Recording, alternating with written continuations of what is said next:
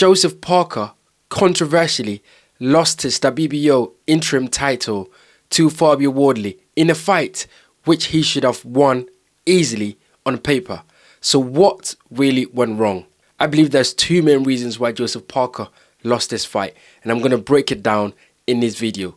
But before we do that, I just want to say credit to Joseph Parker for taking this fight, because he could have taken an easier fight. In fact, in my preview, I said Parker was making a massive mistake for taking the fight, and I said that he could have taken an easier fight and wait for his opportunity against Alexander Usyk. But Parker, being a warrior, being a fighter that has always fight all contenders, decided to take this fight, and unfortunately he came up short. Parker has one of the best resumes in the heavyweight division behind Alexander Usyk and Anthony Joshua. I think Joseph Parker has the next best resume. So look, credit to him. The first reason why Joseph Parker lost this fight is the game plan to come in heavy was a massive mistake. Joseph Parker came in at 262. Fabio Wardley came in at 242. Parker and Wardley are of the same height.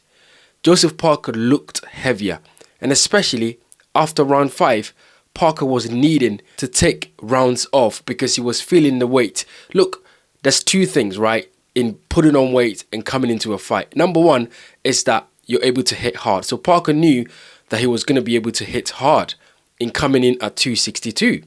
But then again, he's also able to absorb punches.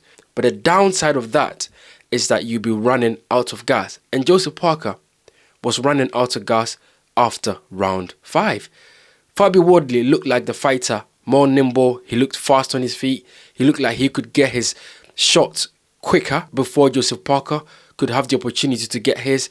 And it just looked like Parker was needing to rest in between rounds in order to go on the attack again. So it didn't help, because in the round where Joseph Parker got knocked about and stopped in round 11, Joseph Parker was gassed, and he was gassed all the way from round 5. Yes, he was in the fight and he was winning the fight, and I said Parker was winning the fight because he was ahead on the scorecard by 3 or 4 rounds, I believe so. But the whole time that Parker was working and landing shots and moving around the ring, he was carrying a massive weight, which I thought was too big. Parker's optimal weight is probably 250, not anything more than the 250s, because that is when he's nimble, that is when he's fast, because we didn't see Parker's quick hands. Parker has really quick hands, especially he displayed that in the Andy Ruiz fight where he punched with Andy Ruiz, and we know that Andy Ruiz has quick hands, but Parker also has quick hands. But because his feet were slower in this fight, and because he's not able to get to the target as quick as possible to land the shots that he needs to land, it looked like he was slow. He was gasping for air, and he was needing to take rest in between rounds in order to regroup and come again. And Fabio Wardley, on the other hand, was landing shots, and it seemed as though, although Parker came in big to be able to absorb the punches, Fabio Wardley, every time that he landed punches, Parker felt it the most. So I think it was a massive mistake for Parker coming in heavy, because it restricted his gas. It restricted the fact that he would be able to stay energetic in a 12-round fight. Yes, Parker was coming in to knock Fabio out, but as a former world champion, Parker should know that there is disadvantages for coming in big, and that is exactly how he lost this fight. And the second reason why Joseph Parker lost this fight is, guys, I think Joseph Parker is done at the top level. Seriously, I think Joseph Parker might be damaged goods. And look, I know it's an uncomfortable conversation to have with some of you that are Joseph Parker fans, but I think Joseph Parker just don't have it anymore at the top level. And if you guys will remember, in the beginning I said credit to Joseph Parker. He's taken on all comers. And this happens, guys. It happens when you fought everyone in the division. You've taken a lot of punishment.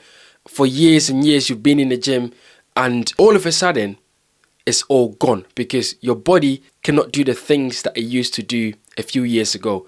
And I think, unfortunately, Father Time and maybe just being in top fights have caught up with Joseph Parker, and he's not the same fighter. I think Joseph Parker cannot perform at the highest level anymore. And the reason why I say this is because we've seen how Parker had performed in his previous fight. So let's look at the Deontay Wilder fight. Deontay Wilder was a fighter that was diminished. He was a shadow of himself. And Joseph Parker dominated the whole fight, yes.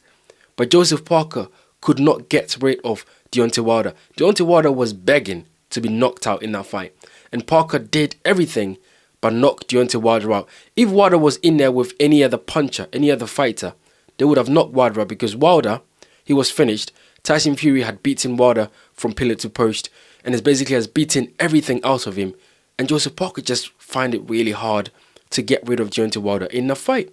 When we look at that Zhilei Zhang fight, again, Zhilei Zhang dropped Joseph Parker a number of times. Parker came back to win the fight. But we all know that Zhilei Zhang has only 6 rounds in him. After 6 rounds, Zhilei Zhang is a sitting duck.